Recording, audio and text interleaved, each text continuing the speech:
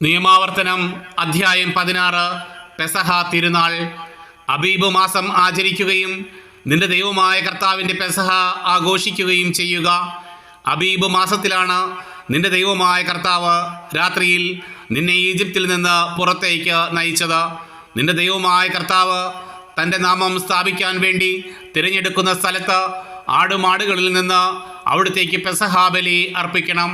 അവയോടുകൂടെ പുളിപ്പുള്ള അപ്പം ഭക്ഷിക്കരുത്. 7 ദിവസം യാതനയുടെ അപ്പമായ പുളിപ്പില്ലാത്ത അപ്പം നീ ഭക്ഷിക്കണം. നീ ഈജിപ്തിൽ നിന്ന് പുറത്തു കടന്ന ദിവസത്തെപ്പറ്റി ജീവിതകാലം മുഴുവൻ ഓർമ്മിക്കുന്നതിന് വേണ്ടിയാണിത്. തിടുക്കത്തിലാണല്ലോ ഈജിപ്തിൽ നിന്ന് നീ പുറപ്പെട്ടത്. 7 ദിവസത്തേക്ക് നിന്റെ അതിർത്തിക്കുള്ളിൽ പുളിമാവ് കാണരുത്.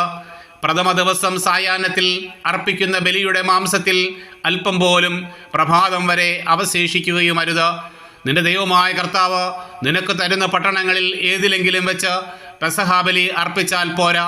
നിന്റെ ദൈവമായ കർത്താവ് തൻ്റെ നാമം സ്ഥാപിക്കുന്നതിന് വേണ്ടി തിരഞ്ഞെടുത്ത സ്ഥലത്ത് വെച്ച് സൂര്യാസ്തമയ സമയത്ത്, അതായത് നിങ്ങൾ ഈജിപ്തിൽ നിന്ന് പുറപ്പെട്ട സമയത്ത് പെസഹ ബലി അർപ്പിക്കണം. നിന്റെ ദൈവമായ കർത്താവ് തിരഞ്ഞെടുക്കുന്ന സ്ഥലത്ത് വെച്ച് അത് വേവിച്ച് ഭക്ഷിച്ചതിന് ശേഷം രാവിലെ എഴുന്നേറ്റ് കൂടാരത്തിലേക്ക് മടങ്ങണം.